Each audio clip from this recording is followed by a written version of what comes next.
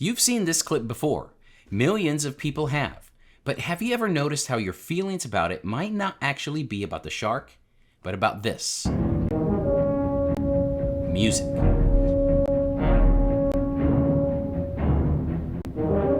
Just 2 notes. That's all it took to define how an entire generation would feel about sharks. Suspense, danger, fear. So today I want to show you just how much that soundtrack and every piece of music like it shapes what we think we are seeing. We'll start with a moment I filmed just last week. A swimmer and a great white sharing the same stretch of ocean. We're going to watch it in 2 different ways. It's going to be the same footage, the same moment, only the music will change. Now before we get into it, many of you ask me where I get my music. It's a reoccurring theme among the comments both here and on Instagram. But it is an easy question to answer. I use Soundstripe. Soundstripe's focus on quality rather than quantity really makes a difference for me. Those of you who have watched my channel for a while now know my pleas to support real creators who are out there using their skills every day. Soundstripe actually employs musicians, real musicians, not AI, to make the music you guys have now associated with sharks. And that's a big deal for me. The sounds you will hear in the following clips of a swimmer with a white shark are 2 of my favorite composers on Soundstripe. Now pay attention to the mood that the music evokes in you and how much effect it has on your view of the situation and the shark. Here we go.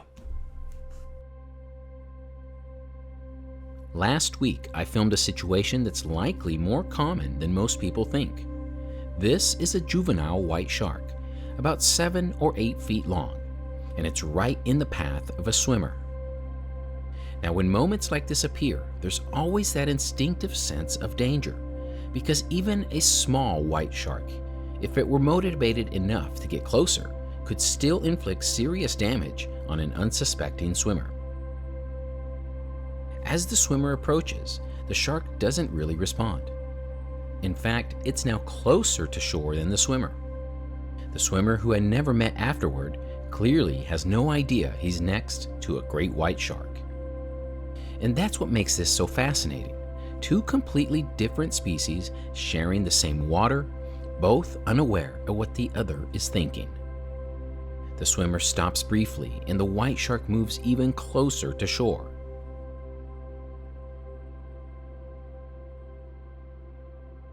When the swimmer continues, we get an epic view of both of them essentially coexisting. The shark glides through the shallows, smooth and effortless. No signs of distress, no signs of interest. Encounters like this happen more often than we realize. Most of the time, they look just like this: calm, uneventful, almost ordinary. Until you add the music.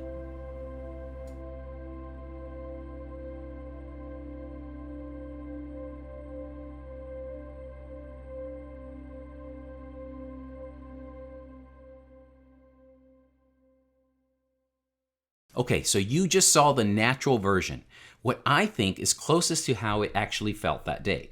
But this same moment could be interpreted in so many ways, depending entirely on how it's presented. So let's try something. We're going to watch it again. Same footage, same narration, same behavior. This time, we're just going to change the music. I'm going to play music that we've all been trained for decades to see white sharks with. The kind of soundtrack that has made them famous for being tense, fear, and makes your heart pulse. By the end of the version, I think you're going to know which one feels more real to you.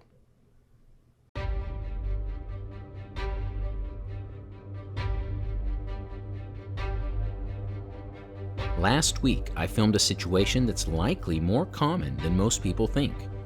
This is a juvenile white shark, about 7 or 8 feet long, and it's right in the path of a swimmer.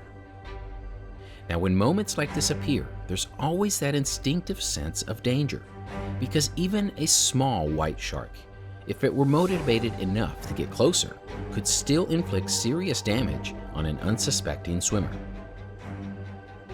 As the swimmer approaches, the shark doesn't really respond.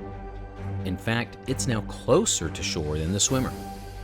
The swimmer, who had never met afterward, clearly has no idea he's next to a great white shark.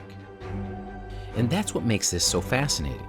Two completely different species sharing the same water, both unaware of what the other is thinking. The swimmer stops briefly, and the white shark moves even closer to shore.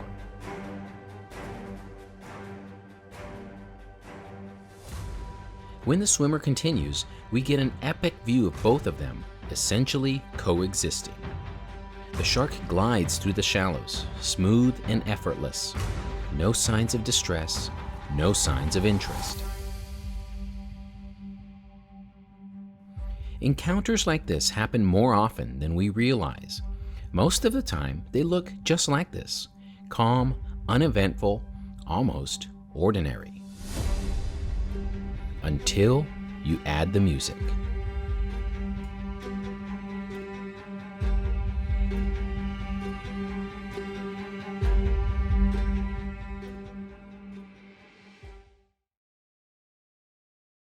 Two versions, same moment, same shark, same swimmer, but completely different emotions. That's the power of music. It can turn curiosity into fear or fear into fascination. It shapes how we see everything, especially sharks. When I'm out filming, this is what I actually see: calm awareness, quiet coexistence. Then you add tension, you add fear, and the meaning completely changes, all because of the music. Maybe that says more about us than it does about the sharks. I'm really curious, what version felt more real to you? The calm one or the dramatic one? Let me know in the comments below. I'd love to hear how you experienced it. Before we go, let's take a look at one more clip. If you haven't seen the full video before, here's a link to it above. This one uses a different tone of music than the original video.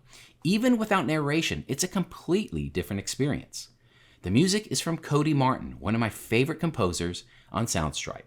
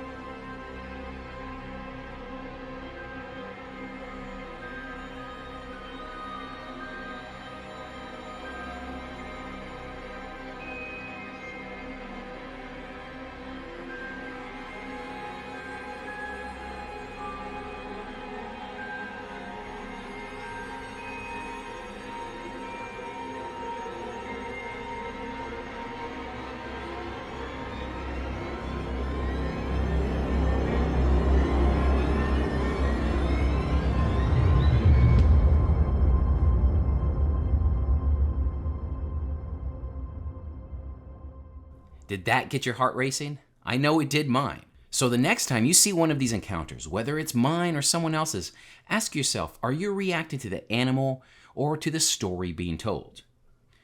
Okay, that's going to do it for us this week. I really can't thank you guys enough for watching, especially my supporters on Patreon and YouTube. Thank you so much. And if you enjoy this kind of perspective, this kind of video, make sure to subscribe.